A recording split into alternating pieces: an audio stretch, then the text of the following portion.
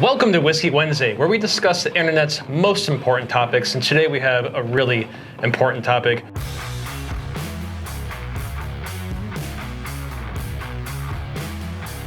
Today we have a whiskey here, and if you watch our past episodes, you know we usually spend some time at the beginning of the episode talking about it. We've already done this one. I just asked Andrew, hey, which one on my shelf do you want to drink? And the Sazerac was his choice today, so we're not going to spend a whole lot of time talking about it. We'll probably drink quite a bit of it, because we have quite a big topic here to go over. A lot of info. Yeah. First, let me tell you a little bit about Andrew. Andrew Blubaugh is a full-time law enforcement. He has 20 years of military, private security, and law enforcement experience. I've been training with Andrew for probably almost going on a decade, which is crazy to think about. Right, we're getting old. We are getting old, and you've been teaching the FASTER program, which we're going to get much more into that in this episode, and some other, you train SWAT and all kinds of things. So you're very in-depth into a lot of different areas of this. And a little bit of everything, yep. Yeah, very knowledgeable. So today's topic is talking about armed teachers in schools. And this is kind of a timely thing. Our last episode, me and Dusty mentioned this, and I said I was going to have Andrew on, and Andrew more than happily obliged to be here to do this. And we are, so we're going to be talking about a little bit about a bill that was just passed in Ohio here. House Bill 99. House Bill 99, signed by Governor Dewine. It rhymes. It does. That was good. What if I was planned? So that bill, at ground level of what it talks about, is arming teachers, and it reduced the time requirement from, I'm just going off of what articles say here, which right. say very little. Say, it went from 300 hours to 24 hours, and I think it was 700, whatever it was essentially you had to go to the police academy to be able to be armed in the school. That's what they did. So Bloomberg sued Madison School, I think it was Madison School District, because they already had armed teachers, and they were going through the FASTER program. And they said, it's not enough, and this is what you're gonna have to do. And then they capped it at what the Ohio Police Officer Training Academy says you need for a police officer. And I wanna say it was 700 hours. So it's just preposterous. So that's, no teacher is gonna be able to. Yeah, you got to go through traffic stop training, OVI, domestic violence, all good training, but outside the scope of what most teachers, and this isn't about armed teachers, this is about armed faculty, somebody working in the school. Right. But I do want to preface by saying I do have a vested interest in this topic. So my wife is a teacher, has been for 15 years or so, and she was actually involved in a incident at Jackson Local School. If you Google it, you can find this. In 2018, a boy took a gun into school with intentions on using it, ended up taking his own life, and it was a scary thing. For my wife, she's dealt with just that fear for a long time of what it was like to be in a school with the unknown of there's a boy. All they knew is there was a boy with a gun, and I got a phone call from my wife in a classroom saying we're okay. So I've been on the receiving end of a phone call like that. This is, so this is a near and dear thing to me and my family. Clearly, I'm pro-gun and I'm pro-carry and everything. However, I'm skeptical about this, and I'm going to take the skeptic side of this even more so because you're clearly on the side of it. So I'm going to be bad cop. Maybe. Go for it. Go for it. We should be skeptical. Yeah, we should be, right? We should be skeptical about anything. Yeah. But also be open. Yes, and that's what this is all about. I posted a question on my Facebook about a week ago, just asking for people's general questions about this topic. Got some really great questions, and I think it's going to be really good. So we are going to talk a little bit about HB 99, which really has to do with here in Ohio. And if you're watching, most likely you're not from Ohio. So we're just going to spend a little bit of time on that. But for the most part, I just want to talk about FASTER and kind of how that applies to Ohio and maybe even outside of Ohio. So some of this information may be different for you no matter where you are. But for us, this is a very important. Well, the great thing about it, most people don't realize that faster is in other states, and there's other states that are doing armed teachers. I've worked with teachers in Oklahoma, Colorado, Arizona, Indiana, West Virginia. They come to Ohio for this training, and we just had a group of teachers in Oklahoma who have 80 hours initial training and 20 hours mandatory every year after, and they came to our training and said, "This is far exceeds what we had in Oklahoma." But I think we're getting ahead of ourselves here. Yeah, we are. It's so hard. I'm sorry. I'm so excited to be here and talk to you because we need to get the word out. Because we do. There's so much misinformation about what this program is and what it isn't, and we need to hash that out. So, House Bill 99? Yeah. Let's talk about this real quick. So you were actually down in Columbus. You're on the front lines of this bill. So not what I thought my job would be is going down and talking to senators. Yeah. And it was great to have an open door and them sit down and want to talk to you about what this is because they wanted to hear it from the trainer's perspective. And it was kind of just happenstance, but this was right after the Texas shooting, right? It was totally, it was already planned. We had planned prior to Uvalde, and that was just terrible timing that we had to bring this up because I feel like people will say, oh, you're riding on the coattails of this terrible incident, and that's not how it was. We've been fighting for this for the last couple of years. Yeah. All right. So go ahead and tell us about HB 99. What do people need to know about this that we're not? First off, we've had in the state of Ohio prior to House Bill 99 being passed. We can go back to as far back as I know, before I even became a police officer. If the school board said you could carry in the school, you were good to go. You didn't need training or anything. It was up to the school board. And then after Sandy Hook, they created the FASTER program. What does FASTER stand for? It's man, I wish you would ask me. I have it written here. Faculty, Armed Security. Faculty and Administrator Safety Training and Emergency Response. I'll put that on the screen. So it's terrible. I teach it, and I don't know what the acronym is. I don't blame you. But it's a cool play on words because our mantra is time is the only thing that matters.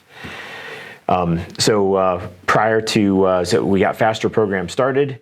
We started training up teachers, huge demand, and then Bloomberg sues, I believe it was Madison School District for having armed teachers and said it's not enough. So then they put a standstill on it. But the Supreme Court, Ohio Supreme Court came in and said, we're going to leave a hole here. Just fix the current law and put some stipulations on it, and then you can have the training.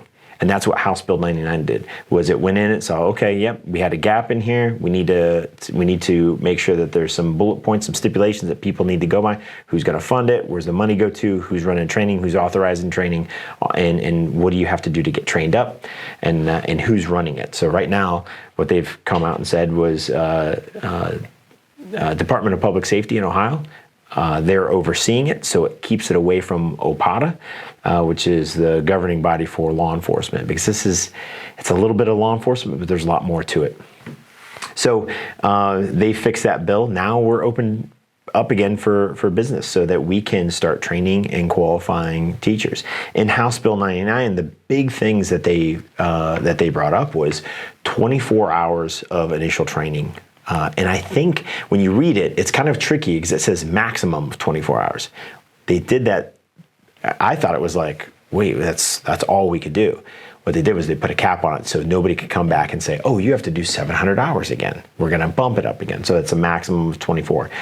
You can do more. And then they're requiring a minimum of 8 hours every year, and they list a chunk of skills: de-escalation, force-on-force tactics, trauma training, mental health awareness, those sort of things. Shooting, obviously, there's a whole slew of things. 4 hours of that 8 hours every year has to be scenario-based training. Doesn't mean it's got to be force-on-force. I believe it's scenario-based training, so you could just do de-escalation. Kids having an argument in a classroom and teacher comes in, who do you talk to? How do you separate them and de-escalate the situation? Mm-hmm. So they have those set up. Now the thing about FASTER is, we already exceed those standards. Our FASTER class isn't 24 hours, it's 27 hours. We are training to a higher standard. We have been pushing it. It was never mandated, and we fought to make sure they put like that 8 hours in there. And we even talked about it a little bit more, but that may come down the road. But at the end of the day, we got, I think, a really good package that now everybody has to abide by if they want to do this stuff. So there's a lot of great things that happened out of House Bill 99. Okay, so you mentioned some of those other things outside of shooting. So are all those things part of the requirements of FASTER or House Bill 99? It's what all is somebody being trained in. So I guess we can kind of switch here a little bit into FASTER. So HB 99 basically helps fund and kind of organize what's required, right? That's basically what there's a huge organization behind it. So something that DPS came out with was that there's going to be 16, and I may have some of this wrong. I know there's 16 trainers. I want to say there's 16 liaisons, and then there's supervisors for that as well. 16 because there are 16 educational regions throughout the state of Ohio. So each region will have their own liaison and their own trainer. They're considering a mobile training team. That has nothing to do with FASTER. Buckeye Firearms Foundation, who runs FASTER, it's nothing. It's so the state, so no one has to come to Buckeye Firearms Foundation or the FASTER program to go through training. They have other options. There's other companies out there, but I'll tell you what DPS told us when we had a meeting with them the other day, because they're starting at square one. They don't have any background in this. They said, you guys are the gold standard. We know that. You guys have already had this for a decade. Tell us how we should start and who we should look for in trainers and how should we vet trainers and all this. So it was really great. The state of Ohio is, Governor Dewine has a good team behind this, that they're open-minded. They asked a ton of great questions. It was a 1 hour meeting, turned into a 2 hour meeting. And when you can do that with government officials, you know they're interested. They're not blowing this off. So, and there's a huge budget behind it. Hopefully that money gets allocated properly. But the way I understand it, you're going to have these 16 mobile training, or 16 trainers. They can collaborate. So say like regions 1 through 7 can get together and then go run classes in places. So that's cool. So we're going to have a bunch of other training folks out there, which will just help. Yeah. Because competition is good, because it makes people keep pushing and getting better and becoming better trainers and offering a better information. In this case, it's our product. It's what we want, and it's not a business either. FASTER is a nonprofit, and it's funded through grants that Buckeye Firearms Foundation forms up.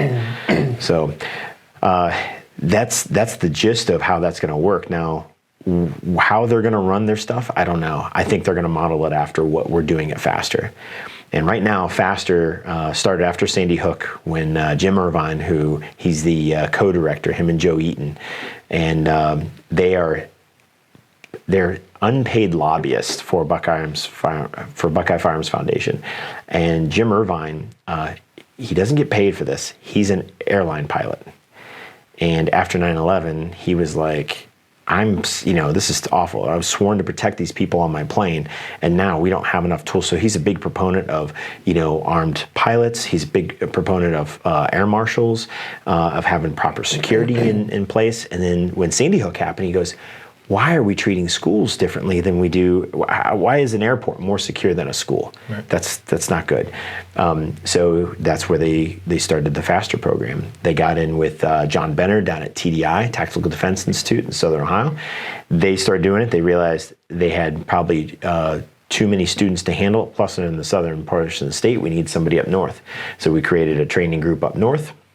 Me and a couple other trainers got together and got that going up here, and we collaborate. So what you get at TDI and what you get up here with Apex Shooting and Tactics, slightly different in some regards because we have different perspectives, but the core principles that we deal with are the same, which means you're going to come in for a 27-hour class, 3 days, working lunches. You sit down, you're doing PowerPoints on mindset. We dive into some of the history. We talk about why certain things with Columbine were important, and what we can learn from Sandy Hook and what we can learn from Uvalde. We talked about Uvalde in the last class because there's learning points out there.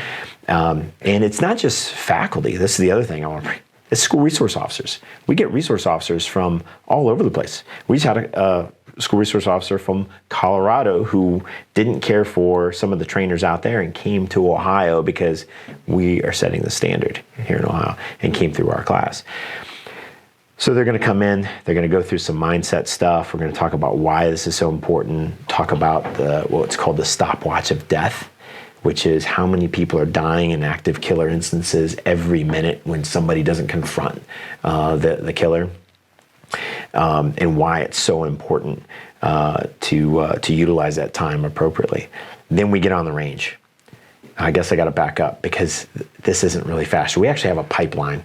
So the pipeline to get into faster is, one, you already have to have your concealed handgun license. So even though we have constitutional carry in the state of Ohio, if you want to be a faster trained student, you need to already have your concealed handgun license, right? So that's some initial training. You have to go through an 8-hour, what we call foundations class. And this is where we weed out a lot of people and gear. So people will come to this foundations class, not taught by me. We have other instructors who are involved in the program.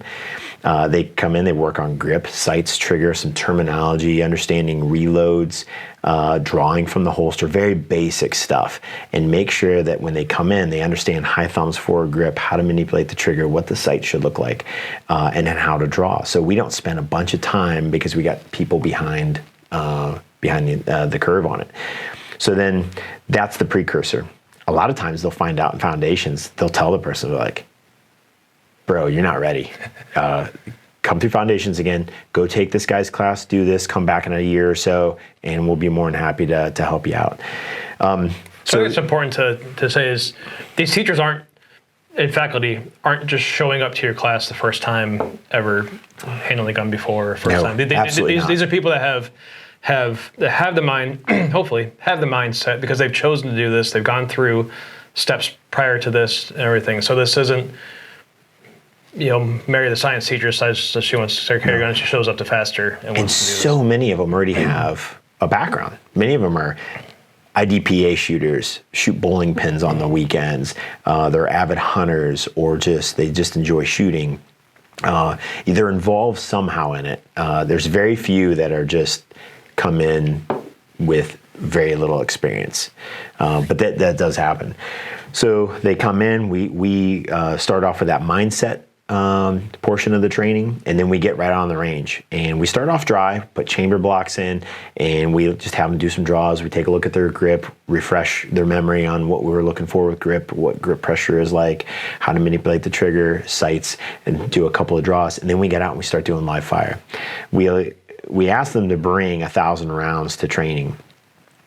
Sometimes we hit 1,000. A lot of times we go under it. It just depends on the class, because we don't just shoot rounds to shoot rounds. We're trying to achieve a goal, and then we move on to the next thing and see where they're at. And a lot of times what we have is at the end, after we've qualified, then we get a little bit more advanced, even though there's no advanced training. It's just advanced application of the fundamentals. So day one, we get into that basic shooting in the morning. By lunchtime, you sit down with lunch, and we pop in a PowerPoint for, it's a condensed TCCC, Tactical Combat Casualty Care, right? Trauma. And it's caveman medicine. It's tourniquets, pressure dressings, chest seals, very basic life-saving stuff, wound packing. We talk about that stuff. We give an intro on both the soft T and the cat tourniquet, and then it's back out on the range. So you get maybe about an hour lunch of PowerPoint instruction, and then some hands-on with soft T's and cat tourniquets. I was going to ask, did you actually get any hands-on time with the medicals? Oh yeah. We're just scratching the surface there. Okay. And then we get back out on the range. And we're working primarily on day one. We'll go out to 50 feet, but a lot of it is cadence drills, effective reloads, draws, working from compressed high ready and coming out. And we may get into a little one-handed shooting, both dominant and non-dominant side. And then by then we're hitting the end of the day, right? And that was a 9-hour day for them. We come in on day two. We hit the ground running with shooting right off the bat. We're doing retention shooting, more one-handed, more reloads, working really heavy on time. We got a little bit into time on day one, but day two, we're hitting the timer a lot more, and we're expecting them to have accuracy within certain time frames. on certain size targets, not just a giant piece of steel or a giant paper target. And if you're watching this and you're not taking firearms classes or anything like that, breaking out the timer really where you start seeing people fall apart. Big time. I fall apart when the timer comes out. Hearing a beep and knowing you're on time, you have a bunch of other people watching you. You're being instantly graded and scored on your target downrange. It's a stressful thing. Yeah. And for people that are coming into this, I imagine probably have not really had a timer behind their ear before and a whole class watching them. So sometimes, I mean, you have some awesome IDPA, IPSC, bowling pin shooters, stuff like that. And it's no factor with them. If anything, we've got to tell them to chill out a little bit because they're freaking out the person to the right, to the left of them because they're shooting so fast. Because now they think it's a game. Now they're trying to get super fast, which is cool. It creates some competition in there. But we go throughout day 2. We hit lunch. We jump into some more practical application with the tourniquets because that's really a priority number 1 is care under fire. If you've taken TCCC, care under fire is about putting a tourniquet on as quickly as possible because there's still threats immediate and you need to stop that bleeding. So we get more into the tourniquets then. After lunch, we start to round off some of those skills and we jump right into the qualification. And I do that so that we don't hit the point of diminishing returns too early and then people are just bombing because they've had a long day. And it's usually June and July is when we're doing these classes, August. 100 degrees. Yeah, in Ohio, it's awful. So we hit after lunch. They get 2 shots at qualification. That's it. And we've had people become a safety issue at some point during the training or showed lack of safe and proficient weapons handling skills during qual, and we fail them right there. It's they don't get a redo on that sort of thing. So there's a lot of scrutiny. It's not just a passing shooting test, but they go out, they do the OPATA qualification, which is pretty simple, but they're doing it at a higher standard than law enforcement officers. Right, so the OPATA standard is, so law enforcement need to qualify once a year, correct? Mm-hmm. So there's a target. I'll put a picture up on the screen so you can see it. There's a target that there's several stations they need to shoot from and do certain skills. 4 feet to 50 feet. Right. Everything is timed, and the faster qualification has 1 extra stage, which is shooting while moving forward, which officers don't have to do, and it's 3 rounds. That's the only one that's not timed because we just have them, hey, you gotta shoot while you're moving forward from 20 feet up to 9 feet, and it's 3 rounds in the preferred area. Teachers have to pass 26 out of 28. That's the minimum passing score. Officers, minimum passing score is 20 out of 25. 20 out of 25. It's ridiculous. Yeah. It's ridiculous. And I'm not even going to get into it. I'm going to get into a tirade if I start talking about law enforcement. That's a different podcast. And that is. And that's one we've talked about doing before because I've taken the OPATA test. Like it's something you've done in classes before. Yeah, did it on the 50% reduced size target and stuff. Yeah, we do it with smaller targets and then we'll do it back to back so there's no, and half the time running and gunning through it. I'm like, this is the standards that our public doesn't realize. Trying to be as nice as possible to our law enforcement. Don't pull any punches because our law enforcement needs to have higher standards. Yes, they do. Absolutely. And not just higher standards. If we had better training, it'd be easier to have higher standards. That's the problem. Yeah. And that's where faster supersedes law enforcement because guess how many hours a law enforcement officer has to do for active killer response training a year? Mandated by the state of Ohio, how many hours? 0. None. How many hours of mandatory firearms training do you have to do by the state of Ohio? None. You just have to take a test. Qualification is not training. It's a test of minimum standards. So as long as you pass 20 rounds out of that 25 every year, you're good to go. So for you in Ohio, if something happens at your school, the people that you're waiting minutes, best case scenario, minutes to respond, that's the level of training that those law enforcement have taken. Now, with that said, I have a number of law enforcement friends in Ohio that spend a lot of their own time and money taking training, and they're incredible. But unfortunately, that's not the norm. We are fortunate in Medina County where we're at. The sheriff's department they've revamped everything. Sheriff Grice, who is just hardcore about training. He's doing everything he possibly can. They got new blood in there running their training programs. I know the guys at Medina City are working hard. Montville, Brunswick, City Wadsworth, Seville, small towns like Seville, they have really good programs because they care about it. But I've been to other agencies where they're like, they don't even have a firearms instructor. They go to a neighboring agency for it. But with FASTER, what you have is you already have a program set up, and the state of Ohio has mandated you go through this 24 hours of training. With FASTER, you get 27. But then you're mandated every year to go through another 8 hours of training to follow up with it. But let me take a step back because I only went up to qualification for that. So day 2, we finish up with qualification, and then in the afternoon we spend some time doing some fun shoots. We do the MGM spinner, and which is good for timing and understanding, how to press the trigger in a flash moment. Work on some steel, multiple targets, that sort of stuff. Have some fun with it, and get people outside of that normal comfort zone. By then, it's probably the end of the day. We're cleaning up. We usually go well past 5 o'clock on those days. People stick around to shoot more because they want to get that spinner. They want to hit more steel, and it's really fun. These people are eager to learn. So the next day, we show up, and they're only supposed to be there by 8. But I tell them I will be ready to go by 7:15 in the morning, and we're going to meet at a local school. We go to a local school to do tactics, more medical, and force-on-force training. So we show up at 7:15 because it's time intensive to work hallways, what we call serpentine, how to cut angles on doors that may be open in a wider hallway. So that's what we spend the first 45 minutes on. And it's very rare that we don't have like 90% of the students there at 7:15, just raring to go. And every once in a while I have a couple people trickle in because they're the late guys or whatever. It is what it is. But by 8 o'clock, we're going over more serpentine, so everybody gets tons of reps moving down long hallways, understanding T intersections, L intersections, 4-way intersection hallways. This is all solo response. There's no team tactics in here. So after we go through that, we go into basic room clearing, dropping into rooms, use of cover, real basic stuff, and then we do force-on-force scenarios.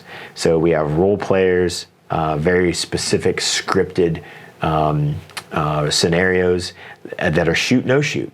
And they're complex. A lot of times there's 4 or 5 people in a scenario and they're trying to figure out who it is. And we're using Humerex guns, shoot a rubber ball that it hurts. There's a pain penalty, and people know. We work them up. We use a shock knife. That's in there too. We have Nerf bats. It's not just guns. We have rifles, handguns.